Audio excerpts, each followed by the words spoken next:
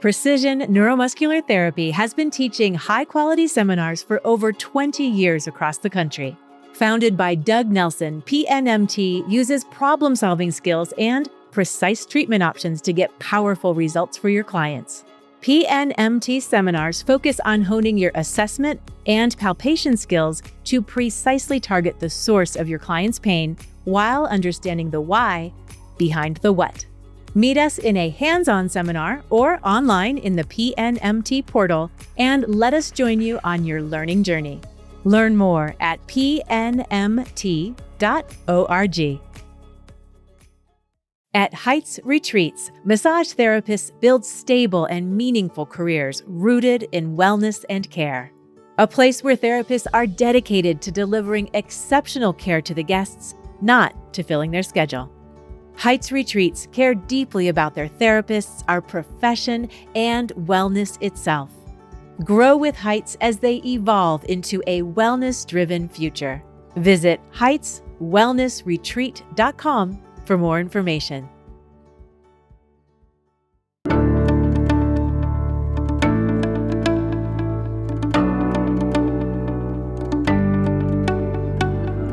I'm Doug Nelson, and you're listening to the ABMP Podcast, a podcast that speaks to the massage and bodywork community.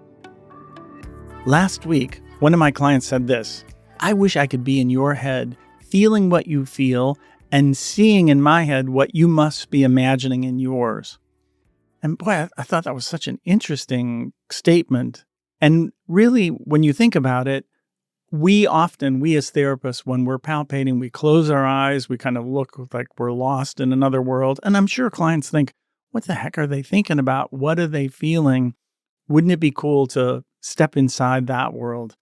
It's not unlike me watching someone on a professional golfer on a putting green, lining up a long putt, and I just see grass, a hill, and a gopher hole. But they're making calculations I can't even imagine. And it would be really cool to have somebody walk me through all the things they're thinking about that aren't obvious from the outside.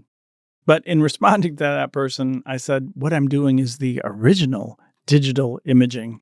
Yeah, I know he didn't think it was funny either. Fingers as digits, it was kind of lost on him. And okay, I shouldn't even try to be funny. But the reality is, the more I thought about it later, I thought there are a lot of parallels between manual digital imaging, palpation, and digital imaging like an MRI.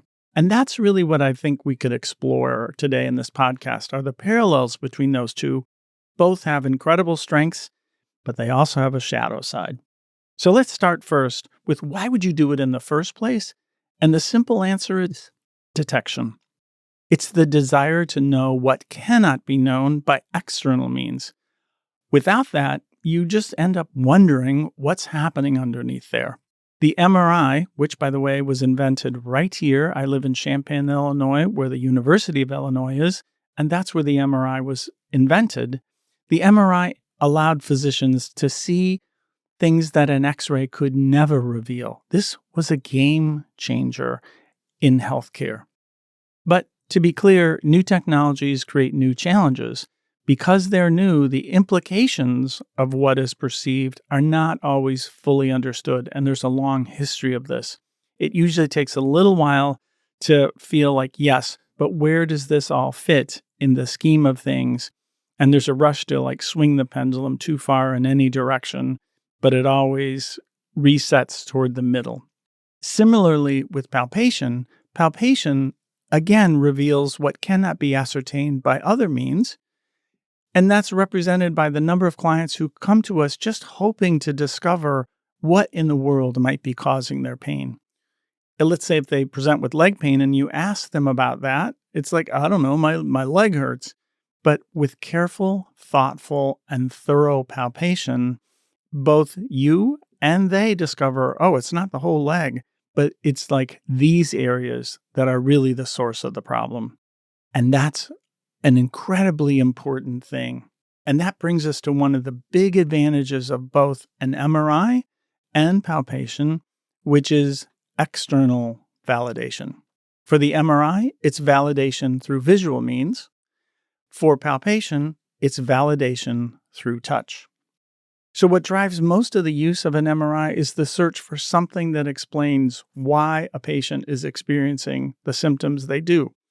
Even if it's not great news to have a doc point out something on the screen that may likely be the source of your symptoms is strangely satisfying because there's some explanation for that experience, and our brains crave explanations. What explains why I feel what I feel? Palpation does the same thing. And over the last 15 years, many of the table lessons columns that I've written have expanded on that theme, how touch can really validate a patient's experience. If I press on an area and that area replicates their symptoms, the connection between that area and their symptoms is pretty obvious. And that is also represented in a common question that clients say to you as a therapist. Things like, does that feel tight to you? Before you launch into a cerebral explanation about, well, I'm not sure it's really tight, isn't it? That's not what they're looking for. They're looking for a validation that says, do you feel something in the tissue that explains what I feel as a client? So this principle of validation seems like a great thing, right? Yeah, but there's a shadow side to everything. And that shadow side is the nocebo effect, which is the opposite of the placebo effect. In an MRI, detection's really the goal, but the imaging detects everything. And many of the things that it detects can have nothing to do with the patient's symptoms. And if you've ever had an MRI, you know that MRI report, reading it is a really scary experience. I mean, they find a list of stuff that's a mile long, and you're thinking, wow, I should probably get my affairs in order and say goodbye to my friends and family, because it's a really scary thing, because it finds everything. But not everything is relevant, right? And with regard to things like back pain, discal anomalies, incredibly common. In fact, you find the same things in people who've never experienced back pain. For instance, in one report, they took 80-year-olds. I don't know where they found these people, but 80-year-olds with no history of back pain, 96% of them had discal degeneration. Or another study took people in their 20s, 70% had bulging discs. So again, just because you see it, whatever it is, doesn't mean it's connected to the presenting symptom. And you know what? The same thing can happen with palpation. Our investigation of tissue can reveal many areas of seeming restriction or asymmetries or tissue texture, anomalies, all of the things that capture our attention. But it doesn't necessarily mean that those things are absolutely connected to the person's presenting symptom. That's a thing that always has to be questioned and explored. And it's also really interesting, as patients can be devastated when they read all the stuff in an MRI report, the same thing can happen in palpation. If you find stuff in the tissue, just like that MRI report, should you report to the client everything you're feeling and discovering in the tissue? I would think you should be really cautious about that, because that alone can do the nocebo effect as represented. And I'm sure you've had this happen where you've seen a client who's come from another therapist who's told them 87 things that are wrong with their body or their back or whatever. And it's like, wow, for whose benefit was that? Is it really good that the client is walking around feeling like there's, 87 things wrong with them?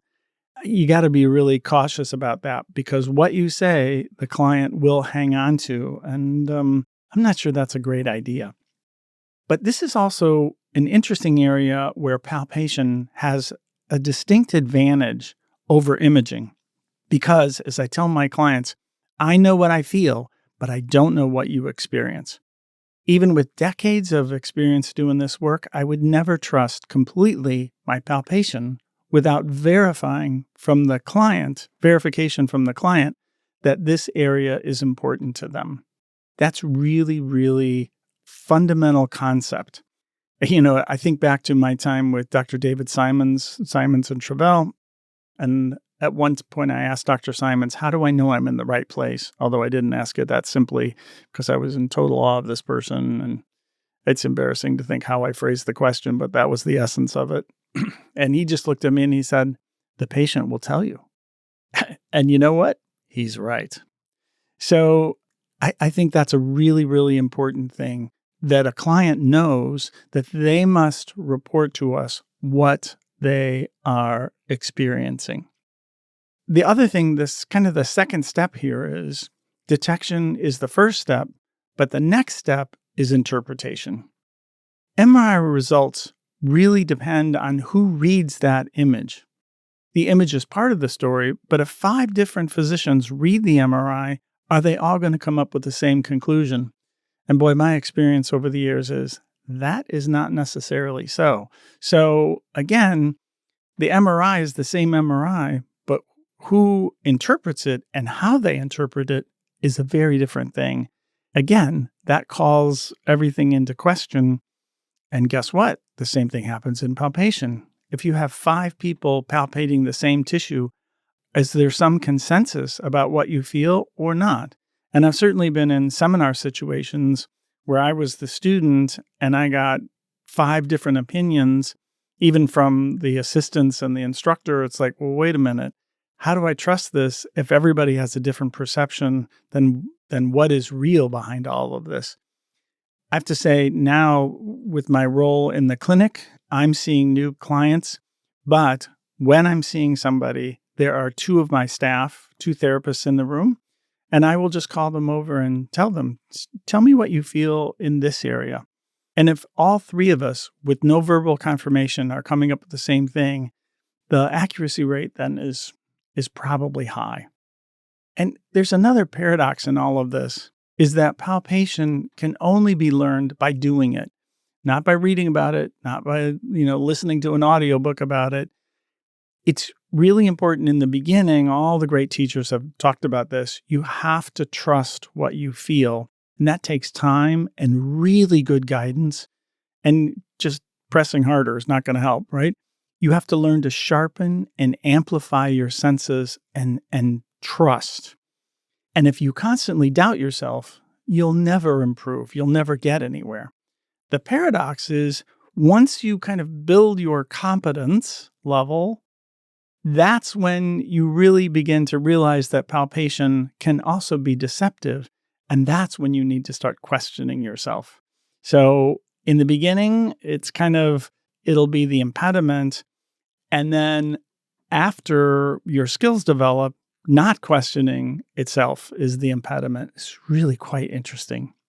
So, as stated in the beginning of this podcast, it started with a client who wanted to see in my mind what I see.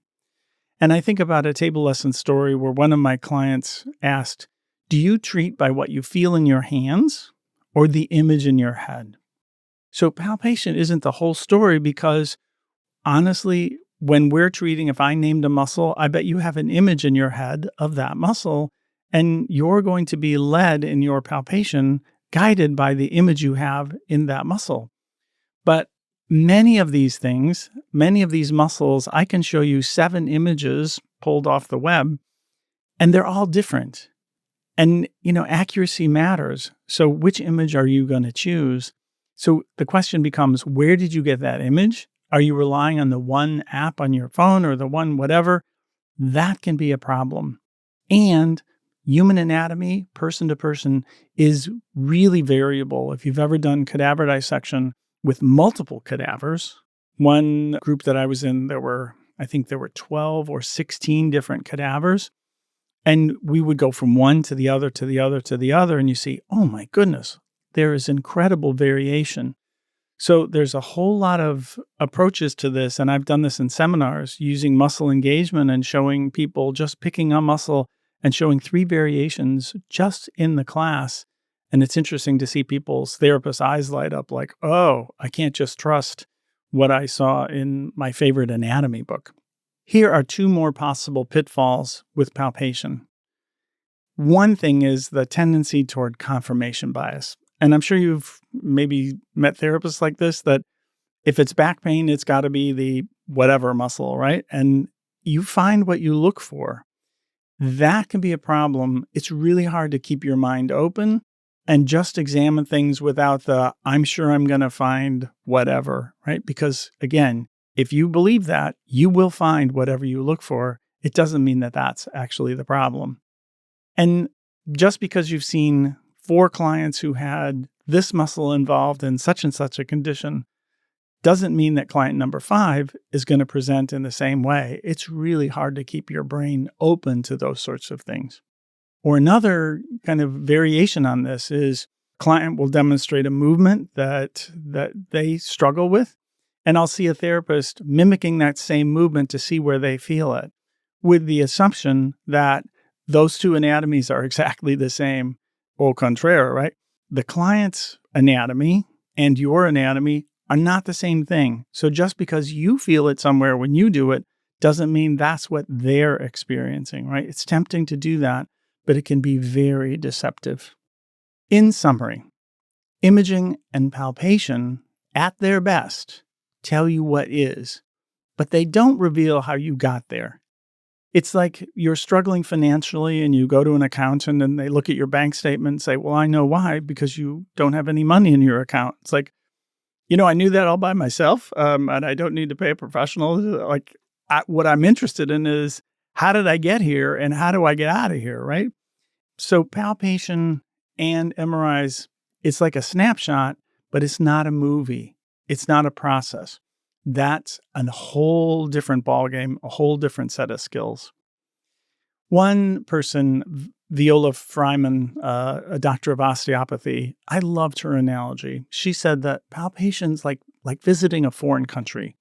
There are strange and unfamiliar sights, but without some knowledge of the language with which to ask questions, or perhaps a guide to interpret what's observed in the life history of that country, you may feel what you see has very little meaning because you see it through the context of your own experience, your own culture, not the lens of their history and their culture. That's a really wonderful statement and an invitation for us to really think deeply when we're palpating in terms of that larger context. Ultimately, palpation is that opportunity to learn, to explore, to listen, and to connect. And it not only makes us better therapists, those same principles make us better humans as well. Thanks for listening.